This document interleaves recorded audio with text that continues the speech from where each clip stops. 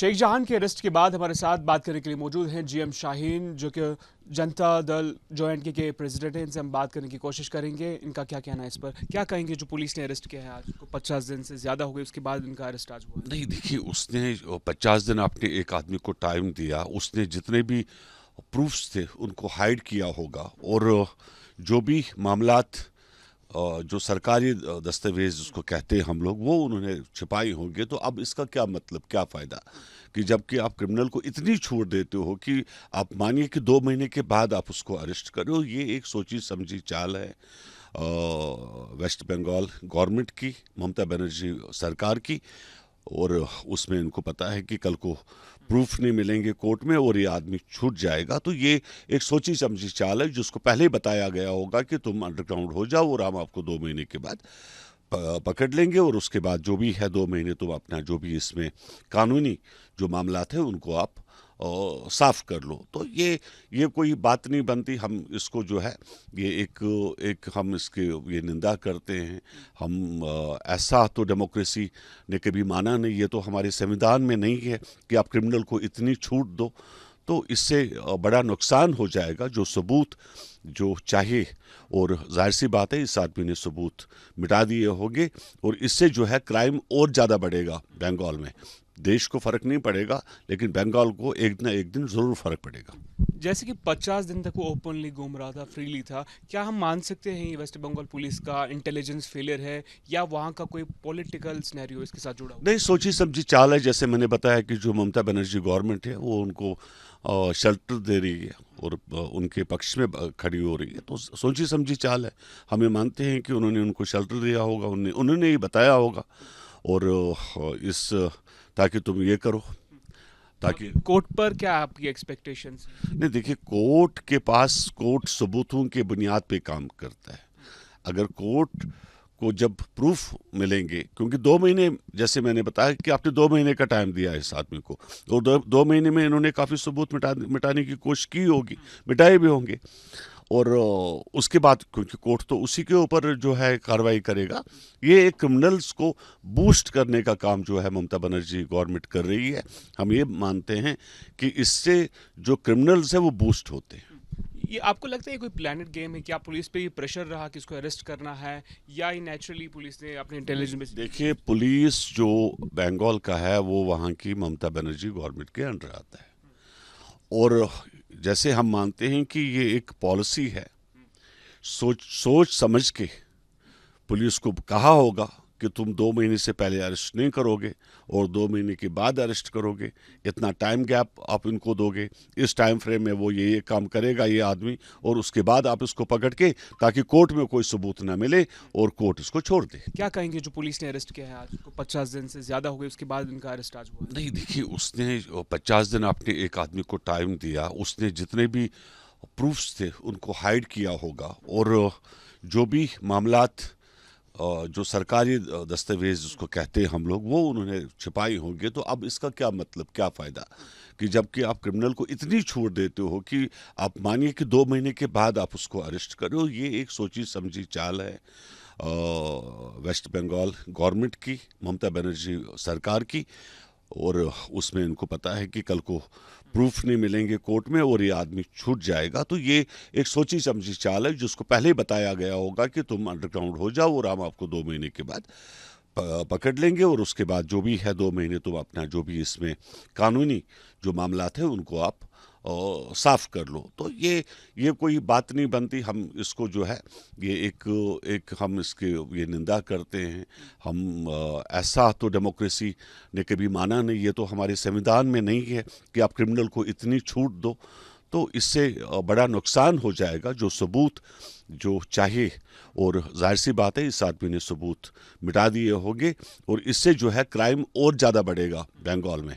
देश को फ़र्क नहीं पड़ेगा, लेकिन बंगाल को एक ना एक दिन ज़रूर फ़र्क पड़ेगा।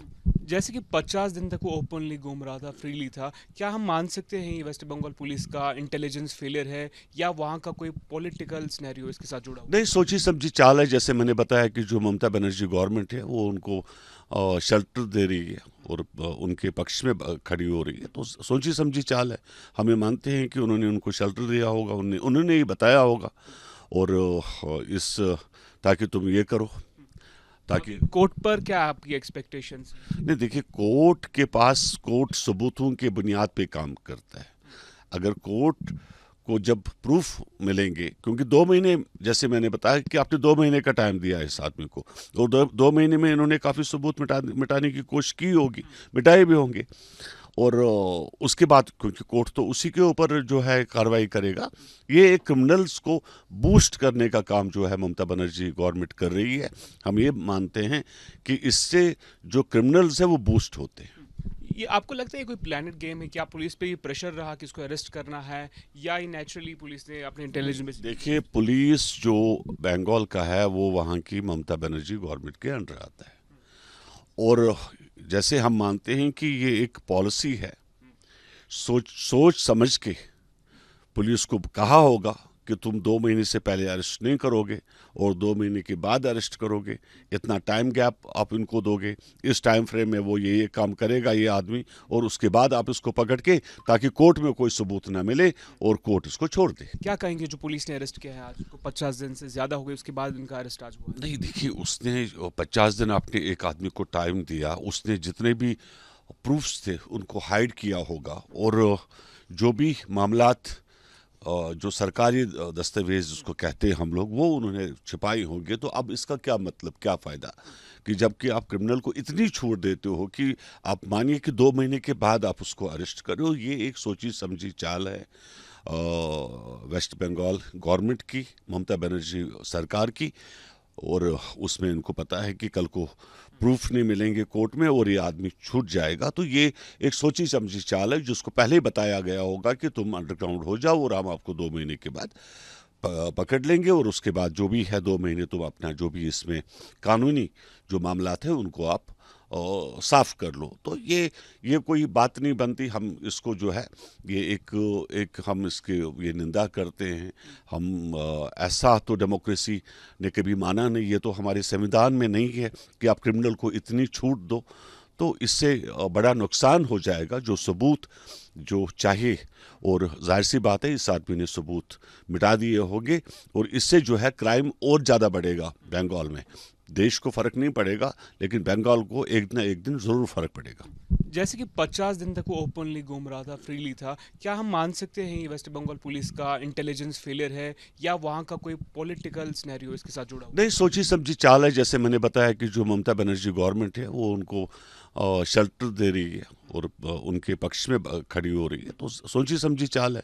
हमें मानते हैं कि उन्होंने उनको शेल्टर दिया होगा, उन्होंने ही बताया होगा, और इस ताकि तुम ये करो, ताकि कोर्ट पर क्या आपकी एक्सपेक्टेशंस? नहीं, देखिए, कोर्ट सबूतों के बुनियाद पे काम करता है।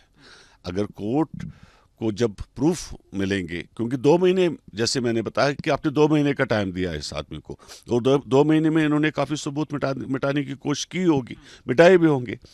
और उसके बाद, क्योंकि कोर्ट तो उसी के ऊपर जो है कार्रवाई करेगा, ये क्रिमिनल्स को बूस्ट करने का काम जो है ममता बनर्जी गवर्नमेंट कर रही है। हम ये मानते हैं कि इससे जो क्रिमिनल्स है वो बूस्ट होते हैं। ये आपको लगता है कोई प्लानिट गेम है? क्या पुलिस पे ये प्रेशर रहा कि इसको अरेस्ट करना है, या ये नेचुरली पुलिस ने अपने इंटेलिजेंस? देखिए, पुलिस जो बंगाल का है वो वहाँ की ममता बनर्जी गवर्नमेंट के अंडर आता है, और जैसे हम मानते हैं कि ये एक पॉलिसी है, सोच समझ के पुलिस को कहा होगा कि तुम 2 महीने से पहले अरेस्ट नहीं करोगे और 2 महीने के बाद अरेस्ट करोगे, इतना टाइम गैप आप इनको दोगे, इस टाइम फ्रेम में वो ये काम करेगा ये आदमी, और उसके बाद आप इसको पकड़ के, ताकि कोर्ट में कोई सबूत ना मिले और कोर्ट इसको छोड़ दे।